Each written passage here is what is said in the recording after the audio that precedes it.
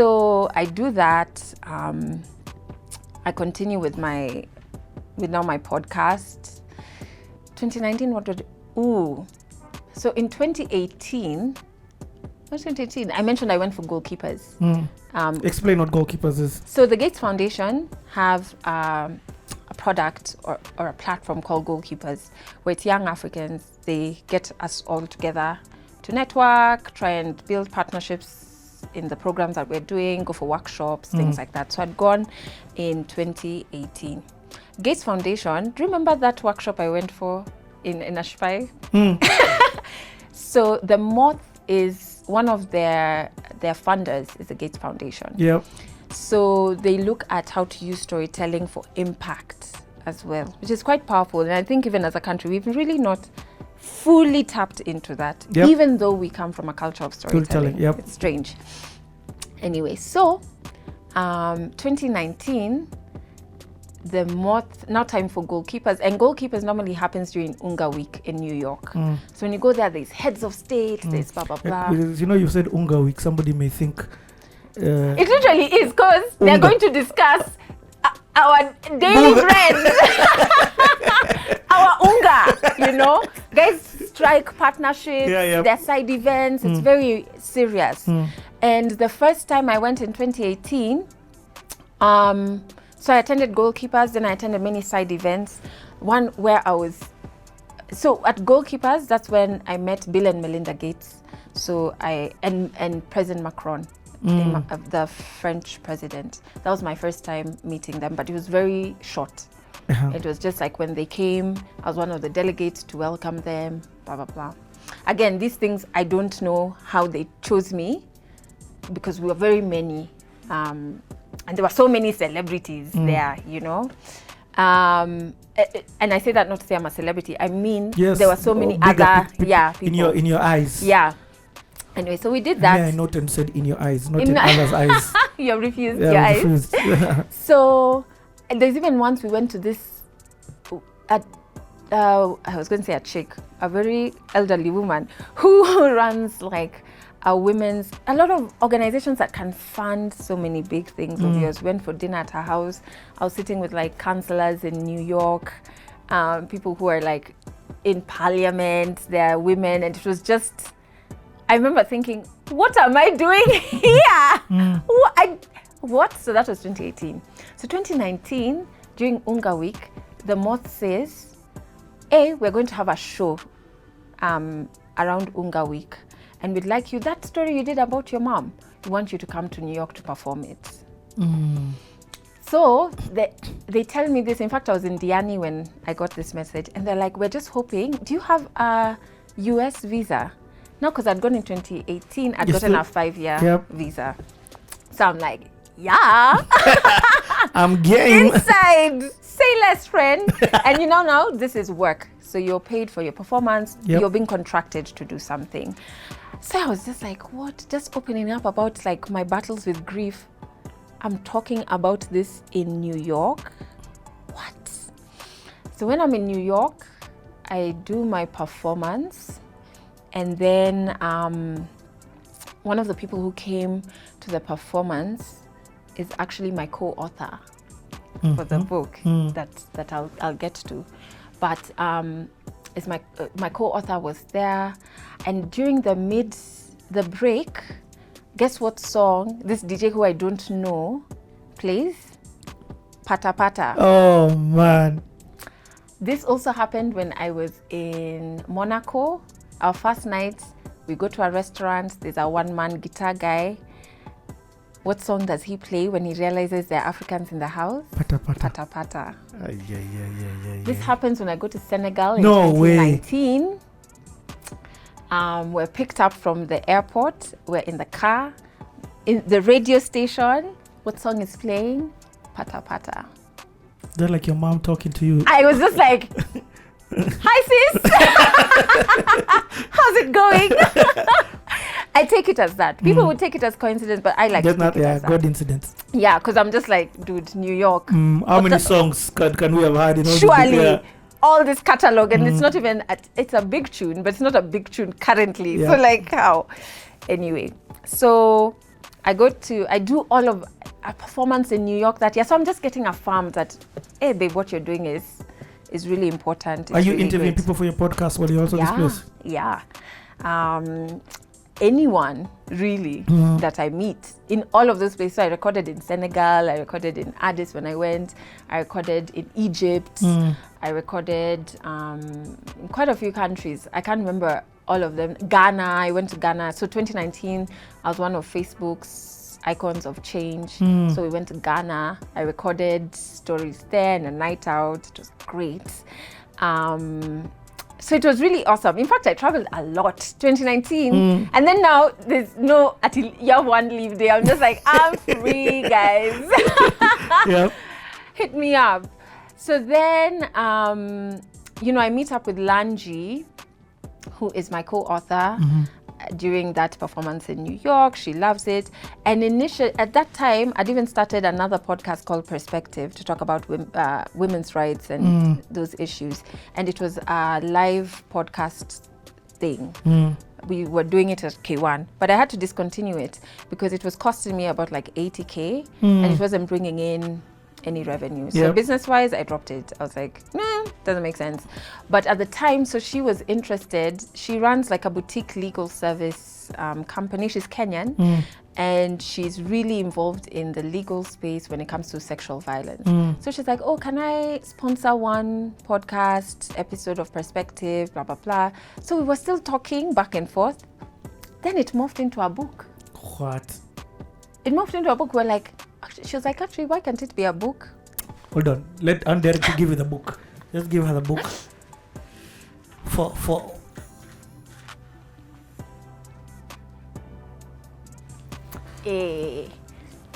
I put this one. This is for you. This is for you. It's still even wrapped, as you can see. What? It's still wrapped. It's called Our Broken Silence. Crazy. This is your copy. We're going to be launching it on the 3rd of March at Macmillan. The more details will come out later. And it's a collection. So both me and Landry have written quite a few chunks in it. My bits have talked about my journey into like back to my body after, because the theme is on sexual violence. So my journey back to myself as a survivor of rape, my conversations about my body. How do I love my physical body again? How do I connect with it again? What does that mean when you've experienced sexual trauma and then you're in a relationship with another person? How do I communicate that to them? What does that look like? Therapy, what have I learned so far? So it's stuff that I haven't talked about publicly because I wasn't there yet. But now when writing, during 2020, I did most of my writing in 2020. And that was one of the gifts of quarantine. I was able to be silent enough to just connect with all of the learnings I've learned in therapy and where I was and am as a survivor and in that stage, in that process of healing. So it also looks at other stories of survivors from pre-colonial times, not just in Kenya, but Eastern Africa. Pre-colonial times, during colonization, so not only African women, but also Indian women. What did they go through? The Indian women who had come, what did they go through in the hands of colonizers? It looks at the 70s, 80s, 90s to present date. It looks at even people who are members of the queer community, sexual abuse all around, sexual violence all around. And it's one of the deepest deep dives into sexual violence that has ever been done. And so we're going to launch it on the 3rd. Our forward that was done by the Honorable Chief Justice Martha Koome. She wrote such a powerful forward for us. She read it before anybody else. We have blurbs from Shefa Okore. It's an amazing Kenyan woman, Janet Mbugwa, who's a friend of mine. And I think it's just like when they arrived, I was just like, I don't even want to touch it. It's real. Take it away. What have we done? But I think it's going to be very powerful. We're going to take it around. Our aim is to take it around the globe.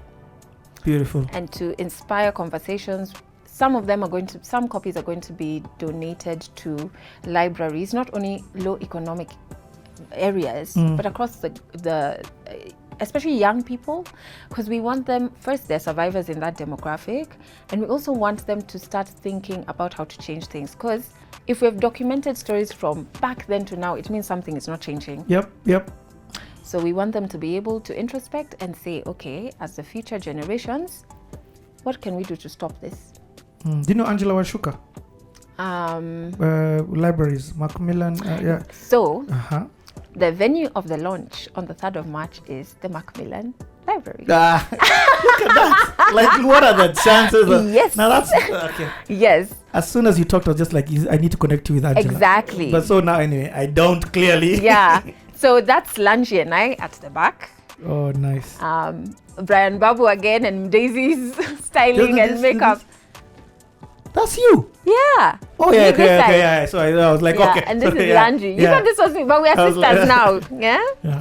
And I think we've done something very powerful. Like now, this is your copy. So thank you so much for that. Let Nick take it. Yeah. On your behalf. So my question is this: this people are watching this after the book has been launched. Yeah. And people want the book now. Yeah. As they're watching this CTA. Yeah. Where can they get it? So by that time, we'll have the paybill out on all of our platforms. So it's Adelle Onyango on Instagram, adelleonyango.com, Adelle Onyango on Facebook and on Twitter.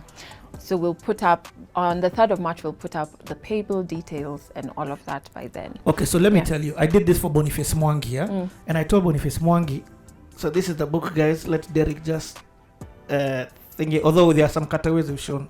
So I told what's his name? Boni. Yes. Do you know the price that you're going to be selling it? Yes, it's going to be 3,000 bob. A percentage of the proceeds go to my initiative. We have a program called Safe 247, which is a free group therapy program for survivors of sexual violence. So proceeds of that go to a percentage of proceeds go to funding that. I love this. Yeah. Now again, I'd say about 45% of the audience that watches CTA is not in Kenya. Actually, they are in the US. So the book has already actually launched on Amazon. Yeah. So it is available for, if you're in America, if you're in the UK, if you're in South Africa, you can actually access Our Broken Silence on Amazon. I absolutely love that. Now, somebody who sorted out logistics, yani big up for you. So we just actually, what we were calling 3rd of March is a homecoming for it. Because unfortunately, because of COVID, and we were printing, because it's such good quality. I felt it, it's such good, and you know where Jangos, Lanji and I, my sister. And we really wanted good quality, so we were not getting that locally, and we had to print it from in another country. And shipping was disrupted by COVID completely. It was hell to ship a book during the pandemic. But we did. So what happened is we ended up launching on Amazon, but not really making noise about it, because the first thing was to get it home to Kenya first. But it's on Amazon. If you search Our Broken Silence, it's there. I love it. So if you're listening to this, first and foremost, go get the book, because it's an amazing story. There's a lot of history in that. There's a lot of understanding and healing that you can get from that, from the book, Our Broken Silence. Yes. But also, not even more importantly, because that's so important.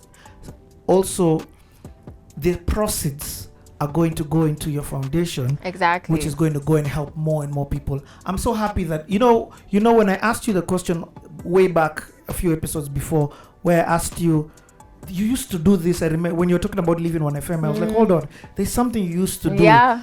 And when you started talking about it, I was like, oh shucks, I don't know if she wants to talk about this. So I almost felt like, and on CTS, in fact, I said, I don't ask questions that people don't want to talk about, because I felt like I had trespassed into. No, I mean, I'm very open about it. It was just a book.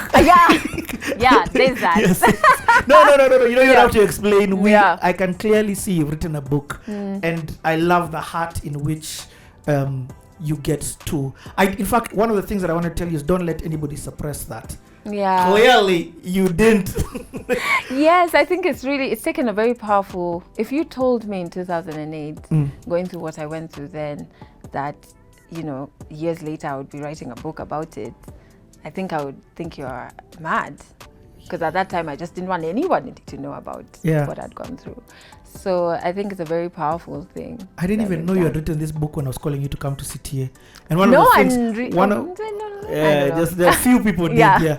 Part of why I like coming to CTA is to push amazing agendas and causes. So I always ask guys, what's the ROI that you want from being on this platform? In fact, I tell people, if possible, come with one so that I can help you talk about it.